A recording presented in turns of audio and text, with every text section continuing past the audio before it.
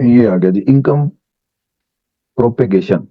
इसमें वो ये कहता है कि इसने इन्वेस्टमेंट मल्टीप्लायर का कॉन्सेप्ट इंट्रोड्यूस करवाया है। इन्वेस्टमेंट मल्टीप्लायर हमें ये बताता है कि अगर इन्वेस्टमेंट में 100 रुपए का इजाफा करते हैं तो वो इनकम में मल्टीपल टाइम इजाफे का सबब बनता है।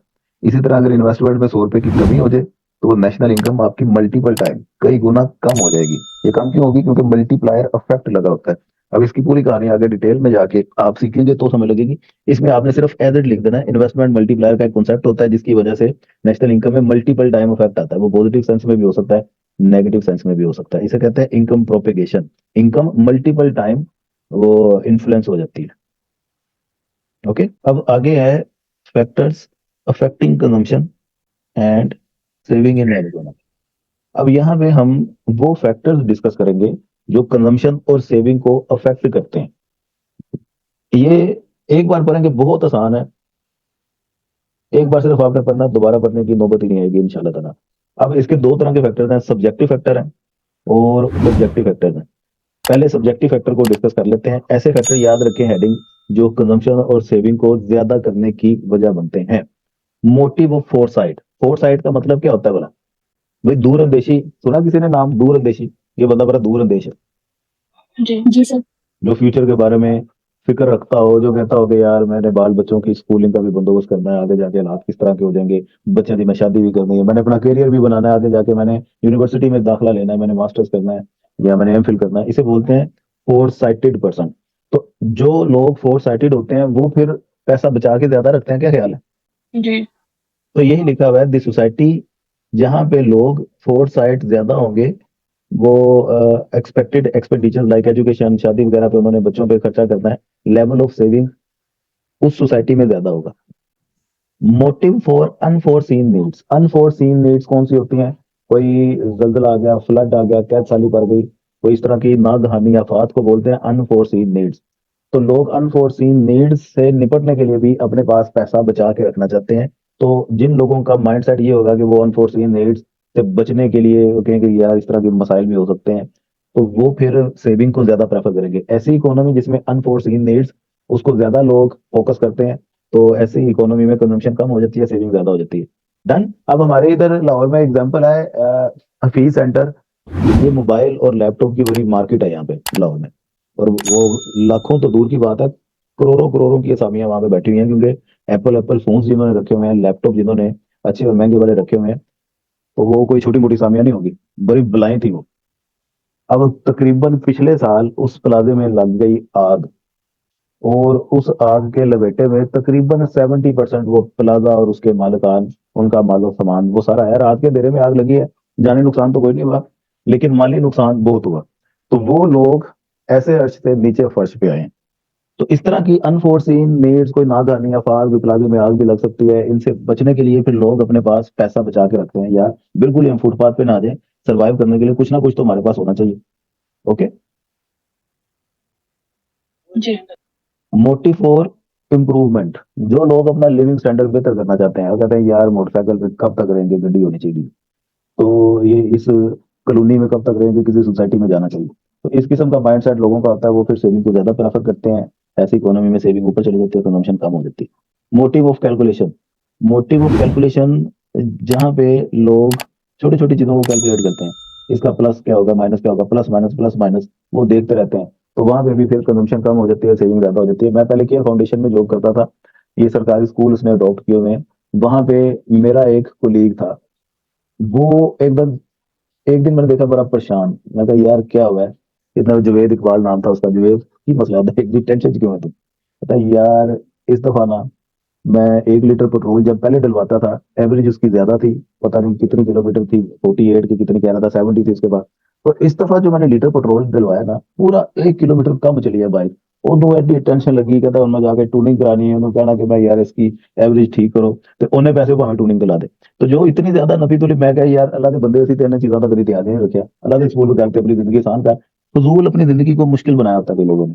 तो इस तरह के लोग जहाँ पे ज्यादा होंगे वहां पे सेविंग ज्यादा होगी, कंजम्पशन कम होगी। Motive of business. ऐसी सोसाइटी जहाँ पे लोगों की ये ख्वाहिश हो कि वो अपने बिजनेस को इम्प्रूव करना चाहते हैं, तो ऐसे में सेविंग कम होगी, कंजम्पशन ज्यादा होगी। समझ रही बात? हाँ। Motive of pride. Motive of pride आसान कर देता हूँ, पंजाबी च कहते हैं टो टप्पे की जिंदगी।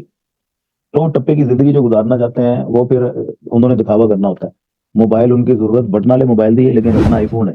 आईफोन होएगा तो जरा चार लोग कहेंगे "ओए होए होए यार क्या बात है, राणा खुरम साहब को आईफोन है, क्या बात है"।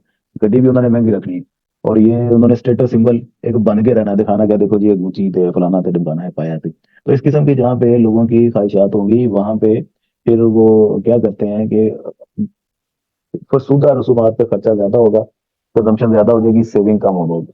देखा मोटिव ऑफ प्राइड वो ये कह रहे हैं कि आफ्टर डेथ उनका कोई नाम हो, वो अपने घर वालों के लिए कुछ पैसा छोड़ के जाएं, ताकि उनकी मरने के बाद लोग उनको अच्छे अल्फाज में याद करें कि यार साडे वाले साहब ने देखो साढ़े बैंक बैलेंस है जदादा छड़ी है। तो इस तरह के जब लोगों के माइंड में चीजें चल रही होंगी तो सेविंग ज्यादा हो जाएगी, कंजम्पशन कम हो जाएगी। ठीक होगी जी बात। अभी जो मैंने इससे पहले आपको बताया ना टो टप्पे की जिंदगी, वो ये नंबर 8 पॉइंट पे लिखा हुआ है ओस्टेंटेशन। ओस्टेंटेशन का मतलब है नमूदो नुमाइश, दिखावा। तो वो जहाँ पे दिखावा ज्यादा करना चाहते होंगे तो वहां पे फिर कंजम्पशन ज्यादा हो जाएगी और सेविंग वो कम हो जाएगी। डन। नंबर 7 पे है मोटिव ऑफ मिजरलीनेस। कंजूस मक्खी चूस जिस सोसाइटी में ज्यादा होंगे, जिन सोसाइटियों में कंजूसों की मक्खी चूसों की तादाद ज्यादा होगी वहां पे फिर सेविंग अल्टीमेटली ज्यादा होगी, कंजम्पशन कम होगी। Number 9, generosity. जेनरोसिटी का मतलब है कि जो लोग सखी होंगे और दौलत से इतनी मोहब्बत नहीं करते होंगे वहां पे कंजम्पशन ज्यादा हो जाएगी, सेविंग कम हो जाएगी। रिजोइसी।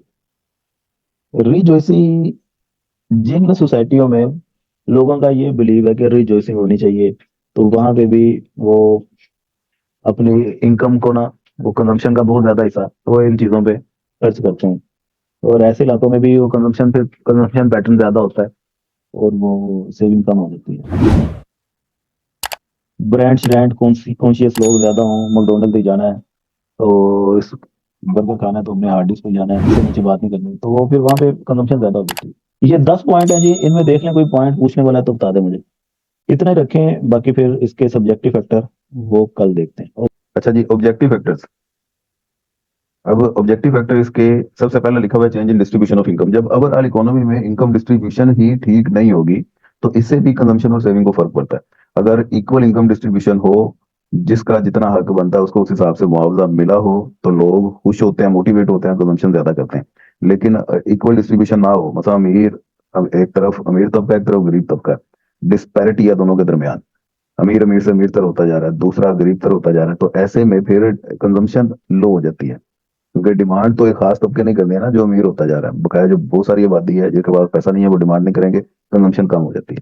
तो इस वजह से डिस्ट्रीब्यूशन ऑफ इनकम इसका बड़ा रोल होता है किसी भी इकोनॉमी में कंजम्पशन को देखने के लिए। तो जहाँ पे डिस्ट्रीब्यूशन ऑफ इनकम बेहतर है वहां पे कंजम्पशन पैटर्न शिफ्ट हो जाता है, ऊपर लिविंग स्टैंडर्ड इंप्रूव हो जाता है। अच्छा जी, नंबर 2, एफ्लुएंट सोसाइटीज। ऐसी सोसाइटीज जहाँ पे लिविंग स्टैंडर्ड उन लोगों का हाई है, अप टू डेट है वो, जिद्दत के साथ, तो ऐसे सोसाइटीज में भी कंजम्पशन पैटर्न फिर हाई हो जाता है। यहाँ पे एग्जांपल दी हुई है यूएस, यूके, कनाडा वगैरह। ये एफ्लुएंट सोसाइटीज हैं, कंजम्पशन ओरिएंटेड है, कंजम्पशन करने को पसंद करते हैं। कंजम्पशन करने को पसंद क्यों करते हैं? स्टेबल इकोनॉमी है। स्टेबल इकोनॉमी उनको पता है कि लगा देंगे फिर आ जाएगा, फिर लगा देंगे फिर आ जाएगा। इधर आ जाता है तो फिर लगाते नहीं, पता नहीं कल आएगा कि नहीं आएगा। एक अनस्टेबिलिटी है, इस वजह से यहाँ पे कंजम्पशन कम रहती है, सेविंग ज्यादा करते हैं। लेकिन एफ्लुएंट सोसाइटीज वहां पे कंजम्पशन पैटर्न वो हाई रहता है। Okay. Ji Number 3, durable commodities. The societies where the use of consumer durable commodities, जहाँ पे वो इस किस्म की कमोडिटीज का इस्तेमाल ज्यादा हो, कंजम्पशन ज्यादा हो जाती है। क्योंकि ड्यूरेबल कमोडिटीज जितनी भी हैं ये सस्ती नहीं आती, ये इनमें इन्वेस्टमेंट चाहिए होती है, अभी पैसा चाहिए होता है। ड्यूरेबल कमोडिटीज पायदार अशिया, ज्यादा देर तक चलने वाली चीजें, इन्हें ड्यूरेबल कमोडिटीज कहते हैं। रेफ्रिजरेटर, ओवन, एसी, पंखा, मोटरसाइकिल, कार, ये सारी ड्यूरेबल कमोडिटीज हैं। तो इन किस्म का अशिया का अगर ट्रेंड जिन इकोनॉमीज में ज्यादा हो वहां पे कंजम्पशन हाई रहती है। चेंज इन पॉपुलेशन है, इसको कर लें ठीक और लिख लें। ऐसी सोसाइटीज जहाँ पे साइजेस पॉपुलेशन के, उनकी कंपोजिशन वो चेंज होती रहती है, कंजम्पशन फंक्शन ऐसी सोसाइटीज में वो अफेक्ट होते हैं। अगर तो पॉपुलेशन स्टेबल रहे तो कंजम्पशन पैटर्न भी स्टेबल रहता है, लेकिन पॉपुलेशन उसकी एक तरतीब बनी हो, वो बहुत तेजी से इंक्रीज कर रही है, तो फिर वहां पे कंजम्पशन फंक्शन भी तेजी से इंक्रीज करता है, स्टेबल नहीं होता। अब इस वक्त हाईली पॉपुलेटेड कंट्री कौन सा है पूरी दुनिया का? इंडिया पहले नंबर पे है, चाइना दूसरे नंबर पे है। अब इंडिया का पॉपुलेशन ग्रोथ रेट चेक करें, इनकी वेबसाइट है, बल्कि पूरी दुनिया की पॉपुलेशन जो मेजर करती है वो वेबसाइट नेट पे चेक करें, तो इंडिया की पॉपुलेशन ज्यादा तेजी से इंक्रीज कर रही है। मतलब पाकिस्तान भी पास पास ही है, और चाइना की इस वक्त वो नेगेटिव में जा रही है, जिसकी वजह से इंडिया मोस्ट पॉपुलेटेड कंट्री बन गया। पहले चाइना ही होता था, 2-4 साल पहले तक तो वही था। डेवलपमेंट ऑफ स्टॉक मार्केट, तो ऐसी कंट्रीज जहां पे स्टॉक मार्केट वगैरह बनी हुई हैं और लोगों का वहां पे ट्रेंड होता है कि वो शेयर वगैरह खरीद लेते हैं, स्टॉक मार्केट में इन्वेस्ट करते हैं, बॉन्ड खरीद लिए, सिक्योरिटीज खरीद ली, तो इस वजह से वहां पे कंजम्पशन लो रहती है, इन्वेस्टमेंट हाई रहती है, इन्वेस्टमेंट सेविंग वो हाई रहती है। Okay. Change in supply of money, सब मनी सप्लाई वो भी कंजम्पशन को अफेक्ट करती है। जिस तरह हमने शुरू में क्लासिकल थ्योरी में वो क्वांटिटी थ्योरी ऑफ मनी में सीखा कि मनी सप्लाई डबल कर दें तो प्राइसेस डबल हो जाती हैं, मनी सप्लाई आधी कर दें तो प्राइसेस भी आधी रह जाती हैं। तो मनी सप्लाई डबल करने से प्राइसेस डबल हो जाती हैं। प्राइसेस डबल का मतलब है कंजम्पशन भी आपकी ज्यादा होगी। तो जहाँ पे मनी सप्लाई ज्यादा होती है कंजम्पशन वहां पे ज्यादा हो जाती है, और जहाँ पे कम होती है वहां पे कंजम्पशन भी कम हो जाती है। Windfall gains and losses, windfall gains ये किसी की लॉटरी निकल आई, कैसे का नंबर लग गया, इस किस्म के जितने भी गेन है वही उसे विंडफॉल गेन्स कहते हैं। विंडफॉल गेन भी हो सकते हैं और विंडफॉल लॉस भी हो सकता है, किसी को जुआ हार गया कोई तो वो लॉस हो गया। तो इस किस्म का जहाँ पे ट्रेंड ज्यादा हो वहां पे लोग फिर ये इन चीजों पे पैसा ज्यादा जाया करते हैं, जिसकी वजह से कंजम्पशन एक तरह से वो ज्यादा हो जाती है। इन पे पैसा लगा रहे हैं तो ये कंजम्पशन में ही लग रहा है ना। लॉटरियां लोग खरीदते हैं, अभी लॉटरी निकलेगी इसकी लालच में। ये सर्फ एक्सेल एक दफा ये स्कीम निकाली थी कि उसके अंदर सोने के बूंदे डाले हैं जी, सोने के कांटे, तो बड़ी दुनिया ने वो सर्फ एक्सेल के पैकेट खरीदे। हालांकि वो बिल्कुल छिलका सा, उसको देख के भी शर्म आती थी, किसी का पहली बार निकला ही नहीं, किसी कदे तक कभी निकला भी है तो वो भी वो समझ लगे शर्मिंदगी वाला हिसाब है। तो इस किस्म की लालच डाल देते हैं, जिसकी वजह से लोग कहते हैं चलो विंडफॉल गेन हमें मिलेगा, कंजम्पशन ज्यादा कर देते हैं। तो इस किस्म का ट्रेंड अगर पाया जाए तो कंजम्पशन ऐसी सोसाइटी में ज्यादा हो जाती है। चेंजेस इन फिजिकल पॉलिसी, तो चेंजेस इन फिजिकल पॉलिसी दो तरह से होती है। एक तो वो फिजिकल पॉलिसी जो कंजम्पशन को मोटिवेट करती है उसे बोलते हैं इजी फिजिकल पॉलिसी, जिसमें लोग कंजम्पशन ज्यादा करते हैं। और एक वो पॉलिसी होती है जिसमें कंजम्पशन को डीमोटिवेट किया जाता है, जिसमें टैक्स रेट ज्यादा कर दिया जाता है या कोई इस तरह के बर्डन वगैरह डाले जाते हैं जिससे लोग डीमोटिवेट हों, कंजम्पशन कम करें। तो ये डिपेंड करता है कि गवर्नमेंट ने पॉलिसी कौन सी बनाई है, इजी फिजिकल पॉलिसी बनाई है या टाइट फिजिकल पॉलिसी बनाई है, तो उस हिसाब से कंजम्पशन भी इंक्रीज या डिक्रीज हो सकती है। तो ये इसके ऑब्जेक्टिव फैक्टर हैं। तमाम पॉइंट दोबारा एक बार देख लें, किसी पॉइंट में कोई पूछने वाली बात है तो पूछ लें। ये क्वेश्चन हमारा फिनिश है, कल नया क्वेश्चन स्टार्ट करेंगे हम।